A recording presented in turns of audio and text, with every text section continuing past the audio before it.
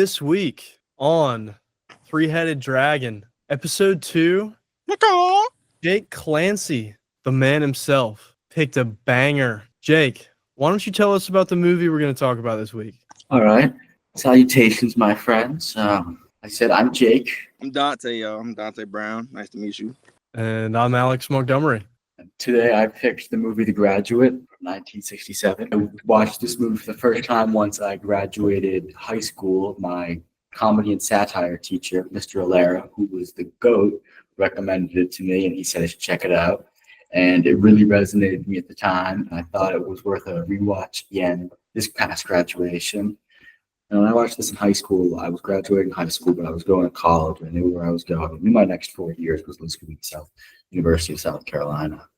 And now I'm watching it. I don't have a job lined out. I want to make movies. That's about it. I've had people, I spent all week hearing questions like, oh, so Jake, now that you graduated, what's your job going to be? What are you going to do?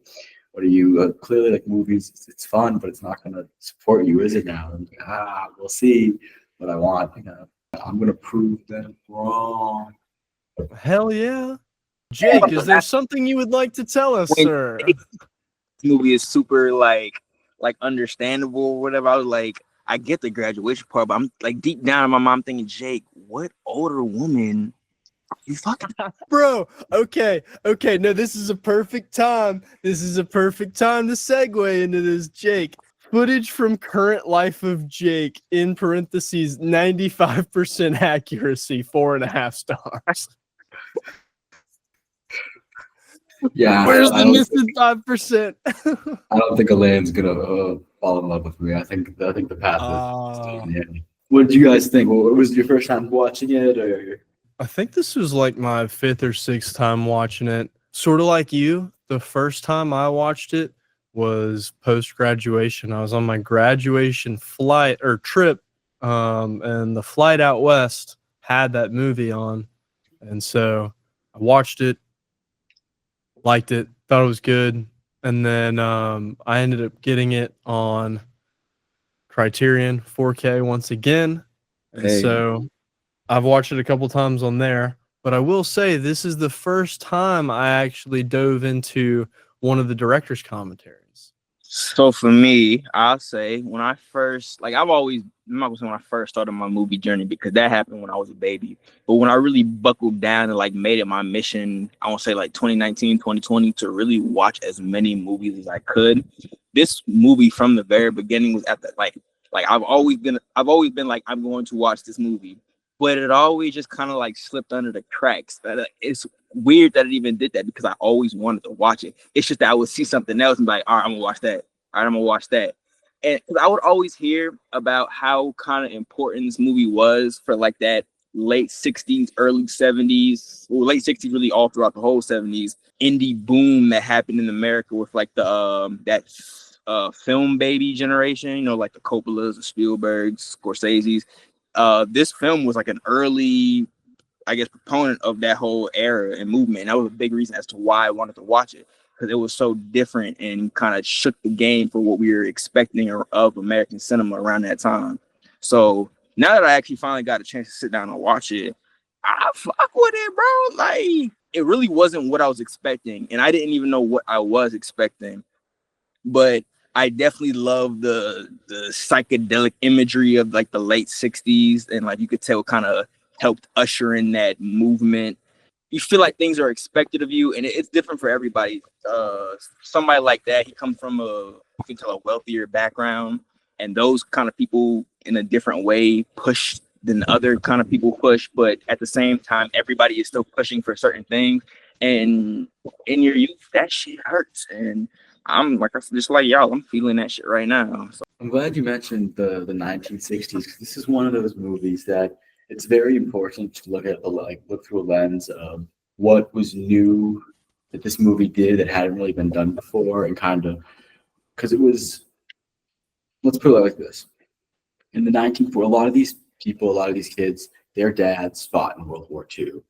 They looked at their elders and their superiors with these guys are off, fighting a war, serving some sort of purpose. And now I'm kind of just alone I don't really have anything to push for. And then as time keeps going and technology advances and we now are in a era of social media, it is one of those things that it just keeps building and snowballing. And we are now, like, it's so much more relatable to now than it was back then. You know what I mean? And I really like that you brought up the point about like how these kids' dads were all fighting in World War II and something like that, because this movie came out like right at the beginning or like really right before that whole like that generation started getting sent off to like Nam and stuff like that. So it came out during such an interesting period when you look at it like that, seeing the differing sides of what's about to come or what's currently coming versus what happened in the past. Yeah, absolutely. So just to go over a little more of the, I guess, technical side of the movie, it was released 4 days before Christmas, December 21st of 1967 in New York City at two theaters, the Coronet on 3rd and the Lincoln Art Theater on Broadway. Not something I would have thought as a Christmas release, personally. Actually is. Give straight summertime, springtime release. But, you know, theatrical runs were different back in the day, so They had to let the existential dread set in for once everyone graduated. They released it in the summer, it would have been too soon. Everyone was like, "Ah, college was fun." That's 6 months later, everyone's like, "Oh shit, what do I do now?" This was not an original screenplay. This was a book written by Charles Webb. And he also did help write the movie alongside Calder Williams, who wrote Paths of Glory, and Buck Henry, who is actually the writer of the TV series Get Smart. Director Mike Nichols. This was his second film. Anyone, what was his first film? I noticed. A Woman's Name are the last two words of the title. Oh, I know what it is. I know what it is. Shit. The last name of the woman is an animal. Who's Afraid of Virginia Woolf? There he is. There Yeah. he is. Awesome. So, and he also directed Charlie Wilson's War, Closer, and The Birdcage. So quite a wide range of films, but all very good in their own right. Let's mention some other random facts. Letterboxd has this as a rating of 4.1 out of 5, and on IMDb, it's an 8.0 out of 10. So some of the actors and actresses in the film. Yeah, let's talk about this cast, man. The movie that really put Dustin on the map. As I said, this is his second film. The other one also being of 1967, and giving us wonderful performance later. It's like Rain Man and Marathon Man and Lots of men. As we're talking about Dustin Hoffman, what was up with his character? Like, I get that he was kind of a nervous wreck, but you could definitely tell he had some other stuff going on. I mean, part of it was the existential dread, and his life had been laid out before him by his parents so far. I was reading the script over, and it was kind of cut from the film. But originally, he was supposed to be giving a valedictorian speech at the beginning, showing that he was indeed. I know they referenced him as a smart kid, but showing that he was actually a really smart kid and kind of has done it all. And when you been put through that pressure on for 21 years, it builds up. He also is good at playing kind of an awkward young man who before has never really been with a woman. And had he never been with a woman? No, there's no chance. Yeah, he's too awkward about it when Mrs. Robinson asks. And that feeling felt all too real. I mean, not that I've been I'm sure the fact that she was older also played a big role into it. And side note, she groomed the fuck out of him. That shit was like, we can't look past that, but we can come back to that. With Dustin Hoffman being the main character, up until this time, Hollywood was still pretty much tall, attractive men play all the roles no matter what, and that's that.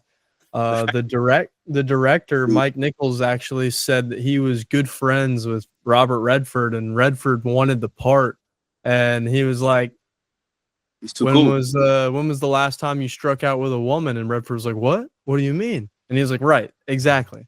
So you're not getting it. So this opened up a ton of new roles and a lot of new material, and not so much big macho man all the time. You know, you could be an outcast, be weird, nervous, wreck, virgin, potentially. He was actually working for Mel Brooks at the time, and he went to Mel Brooks and was like, "Yo, can I audition for this role?" And Mel Brooks was so confident he was just not going to get it because he doesn't really look at the time to bang somebody's mom. He was like, "Sure, go ahead." He got the role and was able to play in Graduate. What were you saying, Dante? Oh no, I was just saying because like if you look at some other people who read for the line, there was a lot of people who fit that Robert Redford like description. You know, Harrison Ford auditioned for the role. I think Jack Nicholson did audition for the role. Like a lot of dudes who tend to be a little too cool for school type. So the fact that and him being like a little short, I don't know, I guess a little Jewish dude, and even back then looked kind of old in the face. Dustin Hoffman been old his entire life. He was 30 at the time when they filmed it. And then Anne Bancroft was only 34. She was only 4 years older than him. Those smile lines are nuts. Definitely some makeup involved, so we can't play her too much. And Bancroft, I believe, had been like in the industry a little bit longer and lived that lifestyle. I mean, a lot of cigarettes and a lot more than cigarettes. After some crack cocaine. Oh, what? Well, bro, this is the fucking late 60s we're talking about. They were doing drugs. Catherine Ross, beautiful. That's all I had to say. She was very aggravating. She played her part very well. Such an aggravating character. Yeah, Elaine doesn't seems the least realistic character in the film, though. I do not understand why she would want to be with Ben after everything. Even if she believed that he didn't rape her mother, he still had sex with her mother. Like, does that not turn you off to an extent of? It depends, though, because, like, you could tell by the way he carried himself, he wasn't the type of dude going around shooting his shot at a bunch of moms. I feel like that's a good enough explanation for that. To kind of see his intentions weren't awful. And I forget, had they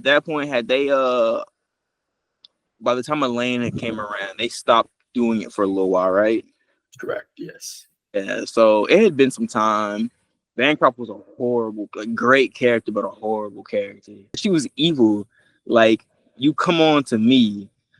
I didn't even want to do anything. I tried to run at every opportunity. And then when I finally cave in because I'm just a boy, you flipping on me and tell people I was raping you.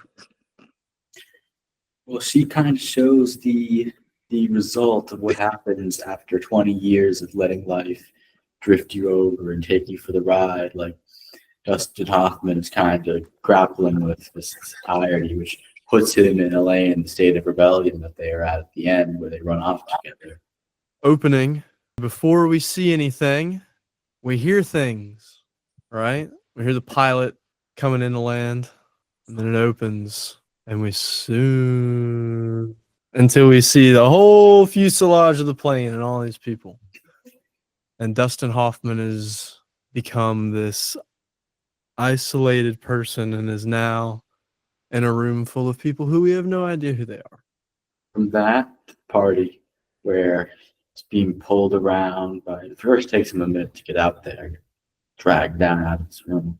And he's pulled around by all these people who's bombarding him with questions about his future and telling him life advice that he doesn't know if he should listen to or not. Plastics. Which, we were mentioning looking through the lens at the time. I was talking to my grandfather about this movie, and he really highlighted that back then plastics weren't really a thing. You didn't have plastic bags at the grocery stores. A lot of things weren't plastic, and seeing that plastic scuba suit and kind of was like the revolutionary. It really sparked a lot of plastic use, and this was when plastic was starting to take off. So I thought it was really cool. Like that Solo cup, we wouldn't have that Solo cup in the 1960s. True. I wouldn't be feeling the way I'm feeling right now. There you go. But no, Jake, you made a good point where he's immediately being pulled around, and we see that from the first point we get to the party.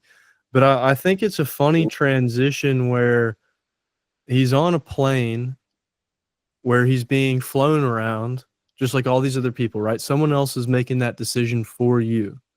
Then he has to wait on his bag.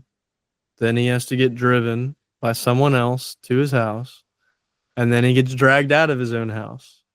And then I think I wrote, he's basically like the pet, he's like the exotic pet, the new ocelot of the neighborhood to all these rich people.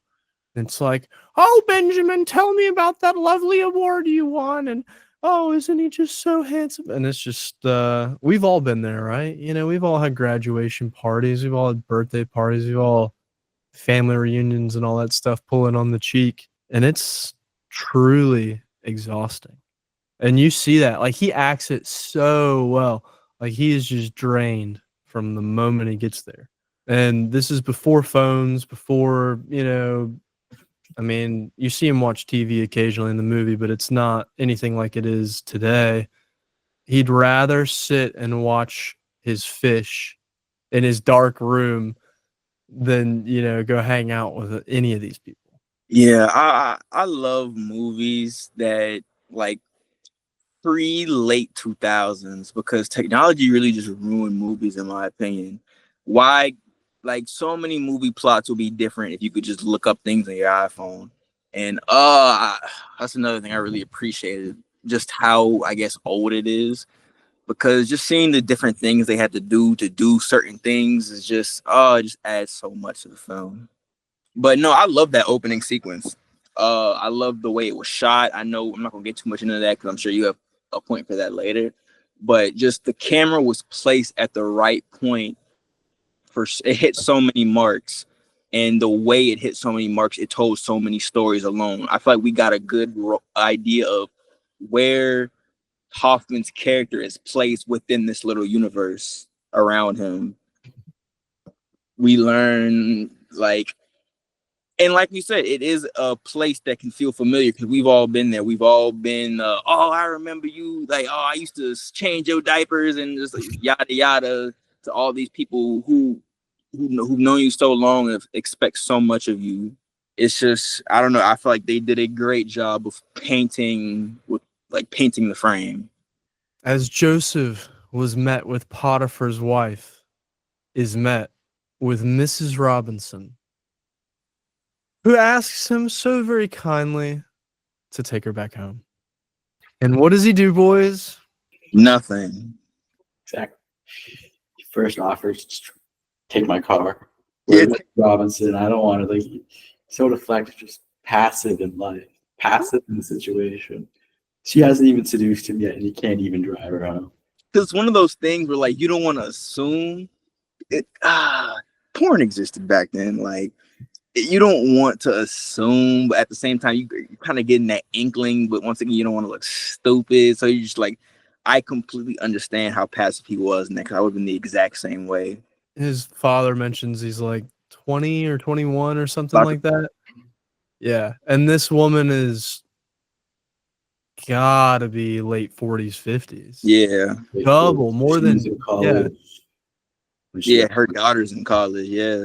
Yeah, more than double your age. Like, even if you've known her since you were young. Right, but even without that, I mean, that in itself is just intimidating. It's intimidating. And then it's like, oh, you're the most attractive of all my parents' friends. And that's a real line. I completely get him for it. Like, I don't know if I would say it especially like that, but like, it's true. And he didn't seem like somebody who was very capable of lying. But before we go any further, I have to ask, in Ben's situation, would y'all have cracked? It would have been a no until he messed up my drink order. Yeah. No. Especially with the prospect of Elaine. But he didn't know Elaine. Like, he hadn't seen her since they were like early high school, I think. No, because I think I'll be honest about probably ending up at her house, but then he did take it under his own will to go to the hotel and call her from Bro, that but phone you're booth. thinking in hindsight. I'm saying you drop her off. She Yeah. orders you come upstairs to help her with something. You're gonna do it because you're gonna want to help. This I do it because I want to help. I like to help people. Like, okay, you need me to do something, I'll go do it. You're upstairs. You're at least 2 drinks in. She takes her top off in front of you. Game time decision. What are you doing? No Bro, she more. was butt naked. She was butt naked. She wasn't even top off. She was butt naked. Game time decision. What are you doing? See, Mr. And then Robinson's on the way home. even blame him at all for the whole hotel situation, because if I was 20, 21 right now, had never really done anything like that, and that moment was just replaying in my head, I'd do the exact same thing. I'm sorry. I don't know if in the moment I would have done it just like him, but that moment would have haunted me, especially if I wasn't getting anything from anywhere else. Let's want to talk about the music. Simon and So- Garfunkel. Yeah, Simon and Garfunkel whole They- soundtrack. Was that song created for that movie? Yes. No. No. No, it was only the last name of the woman was rewritten, I believe. 'Cause they were they were writing another song, and it was a different name, and the director was listening to Simon and Garfunkel, and he asked them to like do this when they had already had that song. More than that. How did y'all feel about the like repeating hearing that song? Because I feel like some people kind of love stuff like that. Some people kind of get tired of stuff like that. Scarborough Fair. Tired of hearing the song. Like, I feel like they played it a good amount of times. I liked it. I thought it just was a great way to show kind of just like the mundaneness of his life at this point in time. It's kind of like dragging out. Yeah, not Sound of Silence. Huh? Wait, Sound of Silence or Scarborough Fair? What? Sound of Silence or Scarborough Fair? Hello, darkness, my old friend. Yes. Mhm. That one They was played twice, but Scarborough was played a lot. Really? So the only two times, and this will bring us back into the plot. The first time we hear the Sound of Silence is when Ben is in the hotel room. I would say she riles him up more than they have a disagreement as far as, oh, you're inadequate, inadequate, and then he turns the lights off. They do the deed, and then hello, darkness, my old friend. The second time we hear it is when he gets Elaine at the end in the bus. Hello, darkness. We really only 2 times. Are you? I'm being so serious. And I wrote this down, and this is my theory as to why the man is not a virgin and why he actually has a psychological problem. Tell it. So, hello, darkness, my old friend. I've come to talk with you again, right? So he's coming back to this thing. What is this thing? It is a sin. And why is it a sin? Because it is this idol, right? The neon idol I have made, they pray to that god, whatever. That's how the lyrics sort of say it. Raining. Mrs. Robinson has become his idol. So the problem is he probably had someone or something as this idol at school, and that's kept him sane, that's kept him from crashing out and kind of being who he is, because he hasn't dealt with himself, right? He's only lived the life that other people have told him to, as Jake and Dante, both of you have mentioned, and he just is going through the motions because everyone's got a plan, and what's the best thing is trust your parents and trust those around you, right? When he gets back, he doesn't have that escape, whatever it was. And so he needs to find something. And so, like you said, maybe he's hung up on that one evening where, wait, she wanted to do that? This is insane. This is insane. This is insane. But his life is so boring and he hates it so much and he's got nothing better to do. So he creates this idol out of Mrs. Robinson. And I think that's why he's so nervous. when he goes on the first date with Elaine, dude, that guy is the coolest he's cooler than Peter Parker in Spider-Man 3. You know, when he's got the black suit on. I mean, like, he's a douchebag, but he's cool. Like, he's not nervous around her. He's whatever. But with Mrs. Robinson, he's created this idol, and therefore it's like this pedestal thing, you know? And so he walks into it like that. Moving on to draw the parallel, Elaine's not that important, right? He just has to get this date out of the way. And then it's like, oh, I hurt your feelings. Oh, you have feelings. I have feelings too. Oh, I'm sorry. And then they make up and whatever. But then she's unavailable. Then she leaves. Then he's left with nothing but to think about her, just like Mrs. Robinson in his boring life. And he puts her on a pedestal of this marriage thing, right? And then he goes to her and he gets her and they're on the bus together and they're leaving. But you can see his face go from like, okay, got her. Yeah, he smiles. And then he goes, and then she looks at him and he doesn't look at her. And he's just, hello, darkness, my old friend. Do-do-do-do.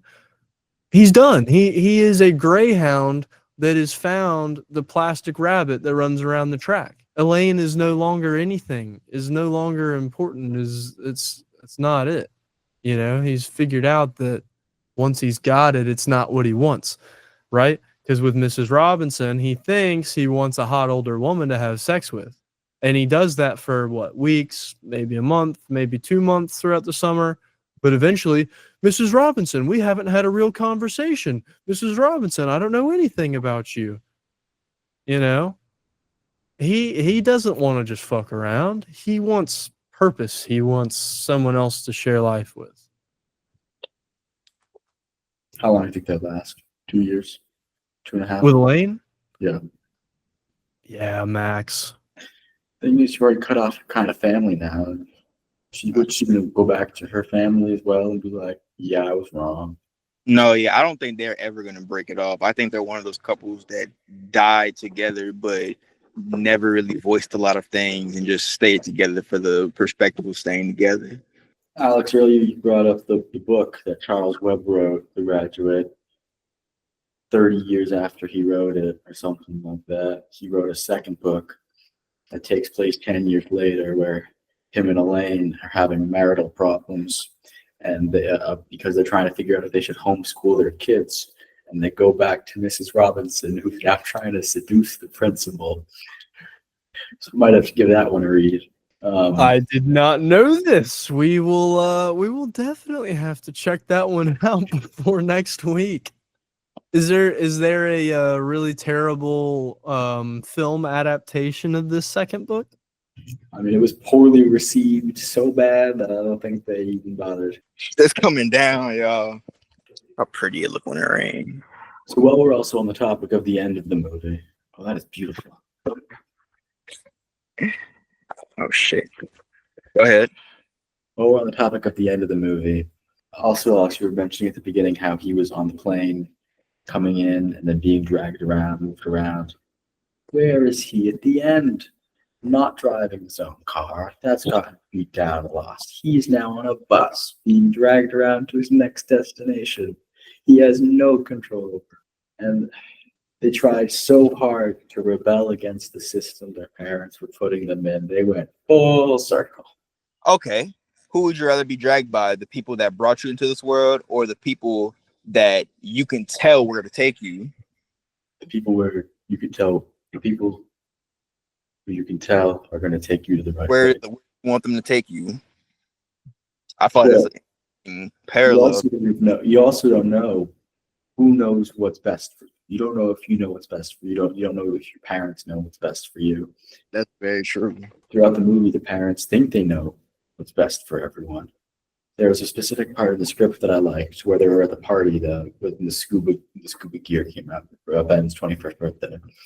And it was written in a way that parents are dressed in clothes that they are too young for, too old for, and the kids are dressed in clothes that they're too old for. or something like that. It's a great That's a great way of showing that the parents are trying to kind of like reclaim their youth while putting their kids into a position that put them where they are now.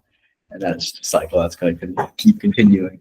That's a great point. And actually, going back to I guess, the beginning into the middle of the film, that whole montage where he was going back and forth between his mundane lifestyle to being in bed with Mrs. Robinson, the back and forth between the pool and the bed was just, and his parents like berating him with questions. That was like masterfully done.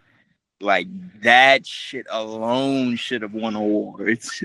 In the director's commentary, Nichols mentions that the montages were planned meticulously, like months ahead of time, shot by shot by shot. They would rehearse everything. Like none of this was, improvised in any of the scenes, but especially with Ben and Mrs. Robinson. Everything from the slightest head turn to turning the lights off at the right time, it was all to a T. But that's another thing that like makes Dustin Hoffman kind of perfect for this role, because he's kind of been known to do that throughout his career. Method acting, I know that played a big role in this film. There was one improvised scene where when he grabbed Mrs. Robinson's boob in the hotel room, she was he started like laughing to himself.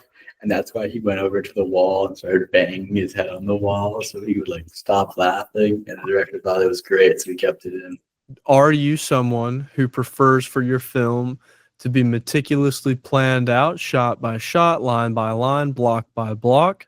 Or are you someone that more often than not prefers a free-flowing scene, and as long as the themes and the right words are captured, you're going to be okay? Meticulously plan out exactly what needs to be there, but I want it to be free-flowing to add a sense of realness. Certain words to hit on, certain like everything in the room planned out, beats to hit, but I want the actors to be freely enough to where they feel comfortable going above and beyond and like doing something new that's not there, because that's like that'll add something. Of course, if there's a scene that I'm like, okay, no, this has to be like this, then I'll say something. But the best moments are the ones that kind of just happen. Yeah, for me, it wholeheartedly depends on the scene. And I think y'all saw a little bit of that on Scunny, but like some things, like just letting the actors talk each other, like would be preferred.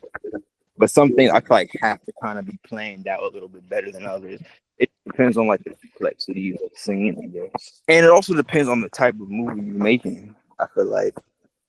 Because sure, somebody like David Fincher would probably need things way more meticulously planned out, but somebody like Richard Linklater probably wants to go with the flow of things and just making things as natural as possible. And like I said, it wholeheartedly depends on the movie and the scene. Now, Alex, well, when you act, do you prefer the leeway, or do you prefer being told exactly kind of what you want to? So I prefer like as strong of a source as I can have. So like in the script, if I can learn as much of the character as possible, like if I can get as much of an idea, as many details out of the source, then I feel much better about being free flowing, because I feel like I could much better capture what that person would be like in a natural state.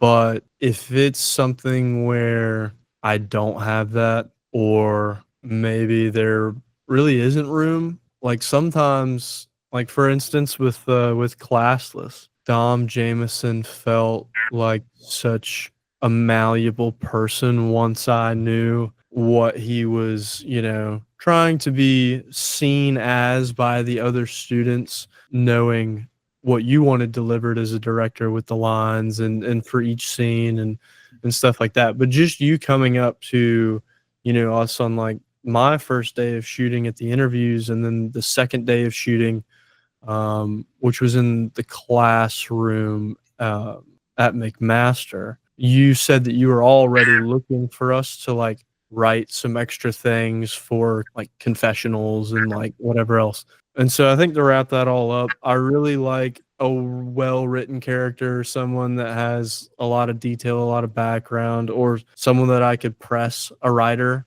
or a director about, and they would give me answers. And then from there, it's like, okay, I feel like I've got a good idea. Now let me write something out, and then I'll try, kind of deliver it in front of the mirror, and then deliver it in front of my mom. And then if that's check, check, boom, then then I pull it out on set. And if it works, it works. If not, if not. And do we think that this is Mrs. Robinson's first affair? And if not, first affair with a young man? They were getting away with it too smoothly. She was so confident that she would not be caught that no chance it's her first affair. She's been. That's a great point, and I might have to agree with you because of that. She was moving like this was business as usual. It was known that her and Mr. Robinson really hadn't been doing too much like that for a while. But that brings up the question, if this isn't her first affair, what happened to the other ones? Because you think that she wouldn't rely as much on Ben if she had others, I guess, in her roster or lineup. And it seems like she didn't have any other nasty breakups like she did with Ben. So I guess my biggest question or my biggest deterrent from completely agreeing is what happened to the others. And another thing that would make me agree with you is the fact that she was like, no talking, straight to business. And that's normally something you would do with something like that. Like, we don't need to get to know each other. We're here for one reason. But mostly I do agree with you that this wasn't her first time. Okay. And maybe she got bored. That's true. Because Ben still remained, squirmy and like, she'd like sit, he'd either like drop down. Yeah, I think she did that for two reasons. One, like you said, this is a hookup situation. We're not really trying to, make this long term, bring in any emotional baggage. But second, she has known this boy since he was a baby, grown up, what, 5 minutes away, something like that. Can't be too far away. And so her hearing the same things that she hears from her girlfriend about her girlfriend's kid who's now fucking her, it's like so awkward. I'm not necessarily sure it's a let's just get down to business as opposed to more of a shameful thing. When Ben is in Elaine's room, and he's trying to like confess to her that hey, that woman was your mom, and then she's in the doorway. She is frozen in that corner, almost as in shock as Ben is. So I think although it was fun for her, and although I will agree with both of you and say I don't think it's her first time, I think it's her first time with a younger man. I think it's the first time that she saw prey that she could take charge of when she had probably been taken charge of her entire life. And so when she lost that privilege, she knew she might never get it back. And that's why she was so adamant on like Ben either not being in any of their lives, i.e. Elaine, or just, being her fuck buddy. Exactly what she wanted. I'm gonna disagree with one thing you said. I don't think it was her first affair with younger men. I feel like if she had multiple affairs, I feel like they were all with younger men. I feel like that was her first affair with somebody that close to the family. Okay. I feel like that's the thing. Because if she found some random young college boy at her country club's pool, messed around with him for a little while, there was zero chance like dude would know who Elaine is, know who her husband is, probably never even been to her house. Like, I feel like that was the first time she cut that close to home. And that's what kind of made things tricky for her. She got too big for her britches. I want to talk about some of the shots on that initial meetup. When Ben gets to the hotel, the camera is so tight on him. It almost feels claustrophobic. But as he moves around away from the telephone booth, through the hotel, you see him sweat. You see the camera slowly, whether it's through different cuts or through a zoom, we slowly start to see more of the scene. All right, he's settling in. But I think one of the funniest shots of that sequence is sort of midway through this zoom out. Ben is holding a door for 24 old, wealthy people. Once again, Ben is the servant of the same people that his parents are. And I find it so funny that he's at a hotel serving his own desires, but also serving a wealthy older woman, and then holds the door for wealthy older people when he's already being led to do everything in his life by wealthy older people. And then on a contrast, right after the old people walk through, the young people walk through. It's like, oh, dang, I guess I'm also going to take a step back from the people of my own generation. It's a good moment that kind of shows how kind of a character he is. Because, I mean, I feel like, I'm not trying to, like, kiss my own ass, but I feel like I like to do kind stuff for people. But at the end of the day, it does also kind of make you feel like you're being walked over. So I feel like I like how it kind of teetered those lines where comedic in the sense that he's being walked over, but also shows like just how nice of a dude he actually is. Benjamin gets a date with a hot new girl in town. Her dramatic act. Takes her to the strip club. Like, she really cried. She would have pissed me off. Like, bro, go home. Like, I wouldn't take a girl there, but still, like, you won't cry, really. What else is she gonna do? Not cry, just be like, all right, this is stupid, I'm going home. But like literally have a mental breakdown. And I get where she's coming from, like, to treat me like that. I thought, like, you must really think I'm a dumb bitch. Like, what's wrong with you? But you're gonna cry, really? But I don't know, that's just my 2 cents. That part really irritated me. And like you said, I guess Ben's ignorance to the situation, wanted ignorance to the situation, definitely played a role in it. Like, he was treating her badly, but I still think she was doing a little too much that scene. And I also don't know how that's the moment that made him fall in love. Like, but once again, I want y'all to talk. I don't think he was ever truly in love. He was just told you could not sleep, you could not be with this woman. I forbid you. That's all it took. Just because when his parents, the other way around, when it was you should see this woman, he didn't want her. Just wants what he can't have. And then the thought that she's marrying somebody else, especially when you do consider the fact that the dude she was marrying was worse dude than him, I'd crash out about it too, even if I wasn't fully sure I wanted her. So I'm not gonna lie, I see Ben eye to eye on a lot of levels. I'm gonna be honest. I don't think he was a great person at a lot of times, but I do think he was a good person at other times. He had his fair share of dickhead moments, but I see a lot. You right here, to be honest with you. I get what you had going on, Ben. Ben and Elaine are both dressed in white for their first date. That was something that I wrote down. But one of the funniest quotes from the movie, "Can you do it?" when the exotic dancer is performing. Oh, that and was he asks Elaine, "Can you do it?" that was a very funny moment. I wrote, that might have been one. "Can you do it?" is crazy. That might have been one of his best lines. That was one of the moments where I was like, "Oh yeah, Ben a real nigga," because like I would definitely ask something like that.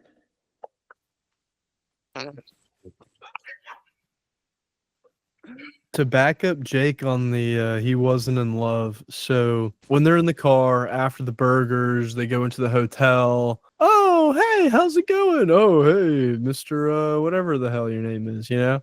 And then he's like, "We gotta get out. We gotta get out." And so they leave.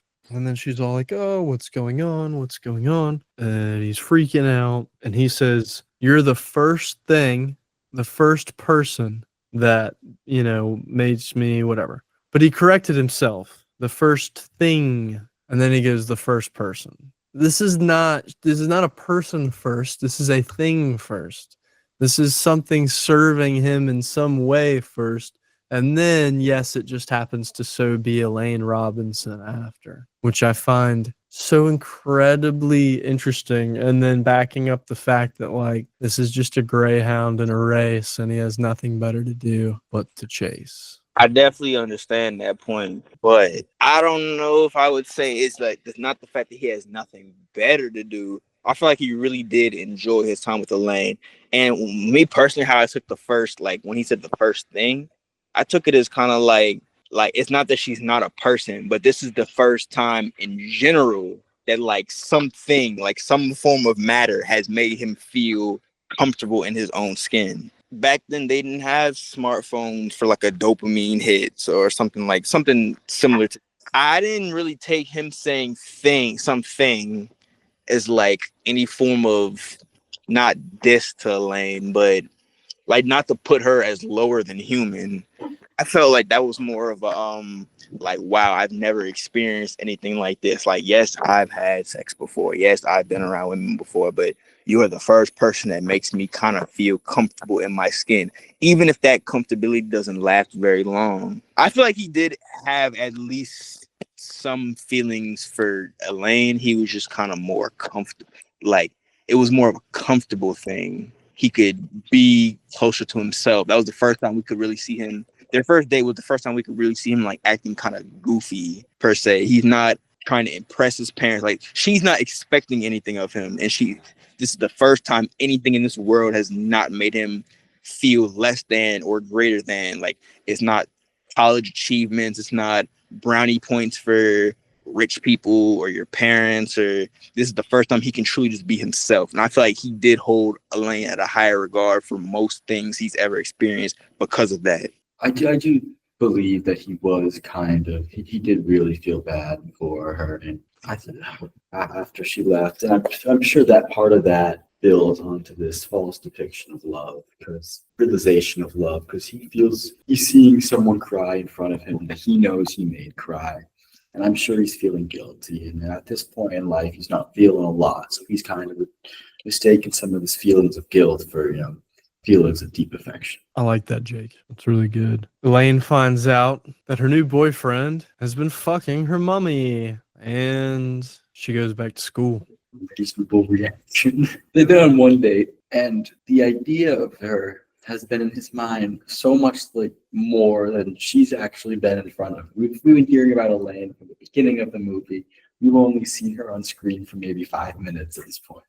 And he just shows up to her school and starts stalking her. Well, even before, when before she leaves, that whole stalker montage of him like hiding in the bushes or driving past the house, like, I'm like, dude, you're the weirdest fucking guy ever. And then my favorite quote before he ends up leaving to go stalk her some more at Berkeley is, actually, she doesn't know about us getting married. That whole interaction. I'm marrying Elaine Robinson.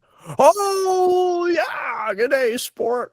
Let's call it Mr. and Mrs. Robinson. Oh, actually, they don't know yet. I don't think you want to do that. What did you tell Elaine? Oh, actually, she doesn't know about it either. Great. Gold. No, that was so well written. On his way to Berkeley, I think this is probably my second favorite shot behind Dustin Hoffman in his glasses on the float in the pool with all the blue. I love that shot. But when he's driving his red Alfa Romeo through the redwoods and you see the super tall ones peek out. Hell yeah. So then Ben finally meets Elaine out of her classroom.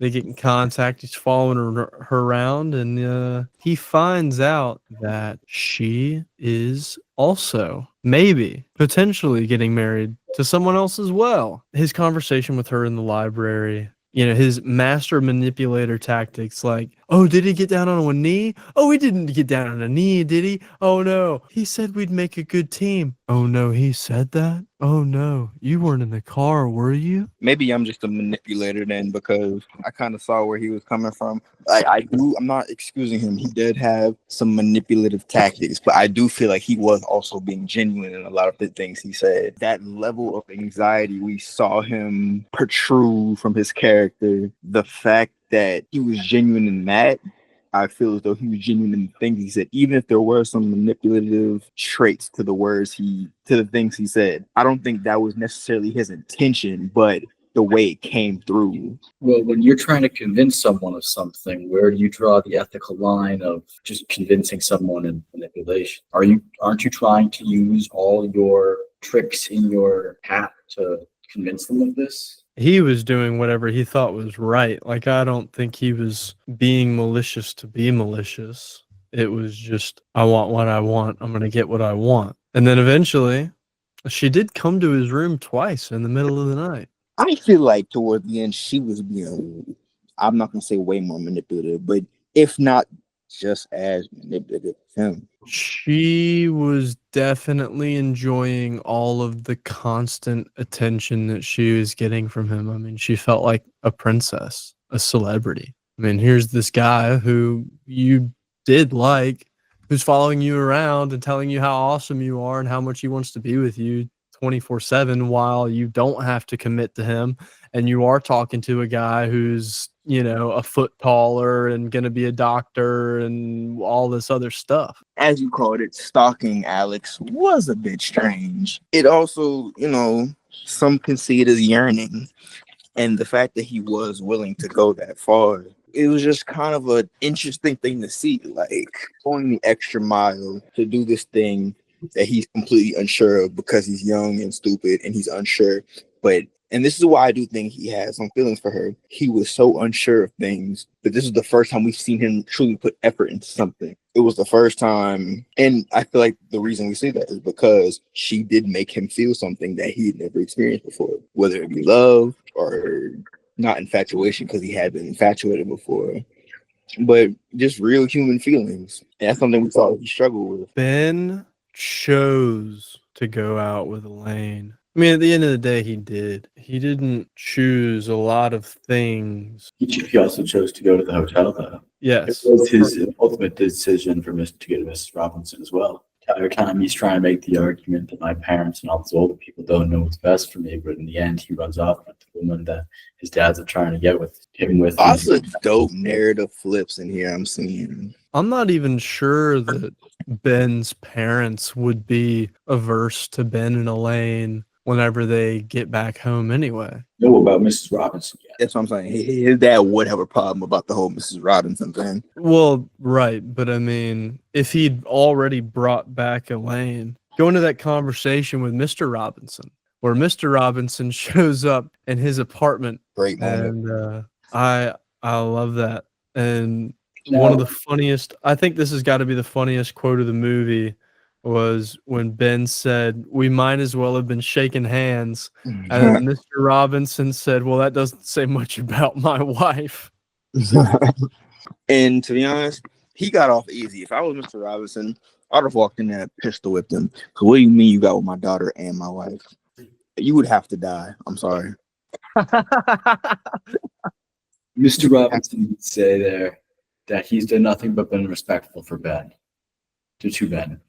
Do you guys think that in the 21 years they've known each other, there's been at least maybe 20% of respect in there? Because all we've seen from him throughout the entire movie, the only interactions is Mr. Robinson constantly getting Ben's drink order wrong. Right. It's Mr. Robinson doing what he does, which is host and be this fun, flamboyant guy, and I'm gonna give you scotch because that's your drink, Ben. That you drink scotch, right? Yeah. It's so funny where it seems like he so easily controls Ben, so easily controls his daughter, so easily controls his finances, his house, his life, and yet the woman he has been married to for 20 years at this point, he has no control over. And when he's realizing that he's losing control of his daughter and his wife, he has control over no people anymore, And so all of his life's purpose as a man, which is being a husband and being a father, is now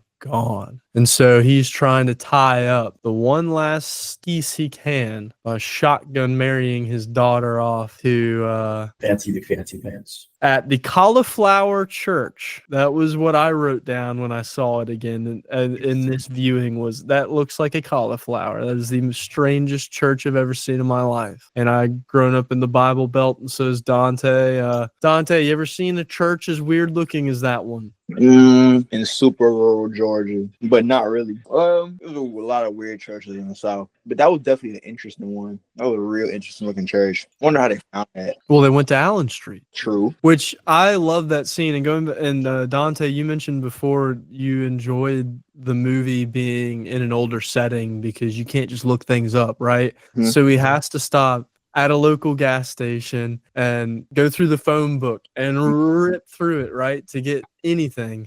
For us, it's like, oh, well, geez, in that moment, I'm not sure I could give the guy directions to Allen Street. But in 1967, everybody should. So when you see the guy that works at the gas station, the mechanic shop, like the guy that should know how to give directions to people who have car issues, that was the longest 3 seconds of the movie. I was like, Oh my gosh. It literally just throws a wrench in the anticipation, which also doubles the anticipation. That's where you put something so small in, but it adds so much effect to what the audience is feeling and what the characters. And nowadays, film can't even get that effect unless it is a period piece. You meet Ben Braddock at a bar right after you graduate college. You're off. You're able to give him one piece of advice. You know the full events of what's going to happen. What is that one piece of advice you give to him before you never see him again? My advice to Ben, if I know how the events are going to play out, I guess the best thing I can tell him that would benefit him is just go with the flow. Even like so many outside factors are telling you should do this, you should do this. At the end of the day, all life really is going with the flow. We can't necessarily determine or change how anything's going to go.